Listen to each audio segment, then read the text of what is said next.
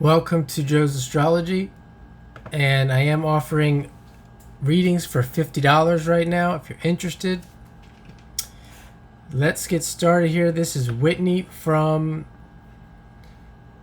the Mormon Housewives, and she has. I just did. If you haven't seen it, I just did the chart of her husband Connor. So check that out.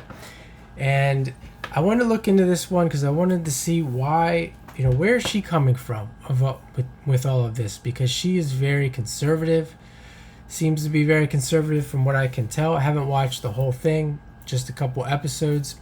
And here, of course, she's the sun in Taurus. And I also did Taylor's chart. And I talked a lot about Taurus, where she's coming from. But she has a lot of emphasis in Scorpio. And there's no birth time here, so this isn't, the houses aren't correct.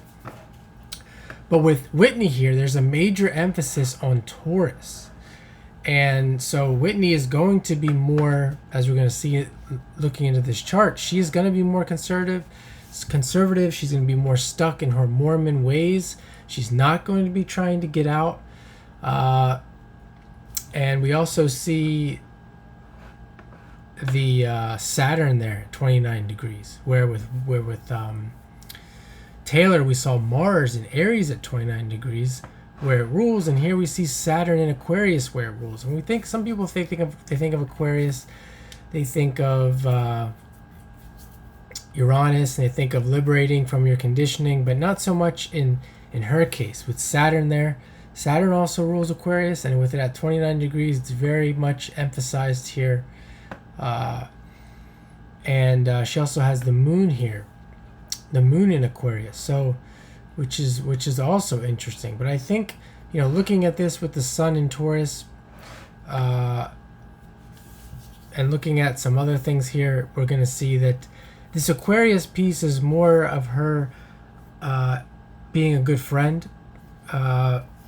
Really, you think of someone like this, what business does she have socializing with the people from this show? Well, this with this Moon in Aquarius and then the Jupiter in Libra making a trine to that as well, that's the business that she would have. Somebody who would maybe get along with lots of different people or find themselves with lots of different people, but not participate in their business. But even you could see from this Saturn standpoint, maybe she wants to be, even from the Jupiter trining the Moon as well, she could be trying to teach her friends. And that's why she feels like she may feel that she is there to teach them, to convert them, to bring them back to the Mormon faith. And there it is with Jupiter in Libra.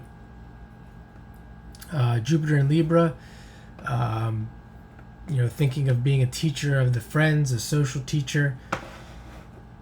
It's also making an opposition to Venus. So we see that opposition with Venus and Aries, meaning, and even the Venus coming back here trying to this Mars, thinking of her being very dogmatic, being very good at trying to convert or push that agenda onto her friends. Now we see the South Node is in Gemini as well, so that shakes things up a bit. And I think really this is a good chart. This is a good chart for someone, really considering this Gemini past, South Node in Gemini. Someone who would want to be in people's lives just to convert them. That's what I'm seeing by looking at this chart. And then the North Node there in Sagittarius. Mars making a trine in Leo. That's something that Mars and Leo would do. That's something that Leo would do. Finding their center stage, finding their creative outlet in converting their friends, converting people to the faith, converting people and bringing people back to their comfort zone. Taurus Sun, Mercury in Taurus. That's really what it is in real reality, although they don't see it that way.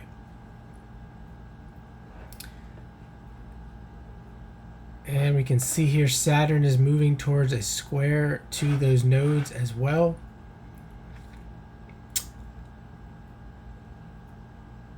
Really seeing more or less this Gemini Sagittarius axis with the nodes really coming to life. I mean, the Gemini Sag, and if she is a housewife, which I don't know because I haven't watched that much of it, but let's say she's a true housewife, she does have the Jupiter Venus aspect where she has a lot of money.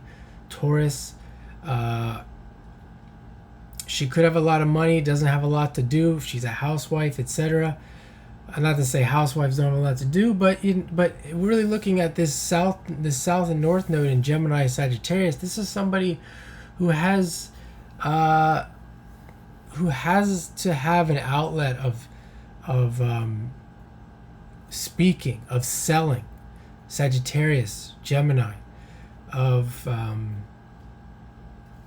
being information, being curious, it's a restless person. So if she doesn't have that outlet, that's gonna be where she finds that outlet. With her friends and family, typically these people have big communities, friend groups, which this whole idea of the TikTok business, she would have a big friend group, and that's where she would find her outlet, because she really has nowhere else in her mind. She probably has nowhere else to really find an outlet for that Gemini Sagittarius axis. She might even think this is her calling to do this. So I find this very interesting. I hope you do too, and thanks for watching.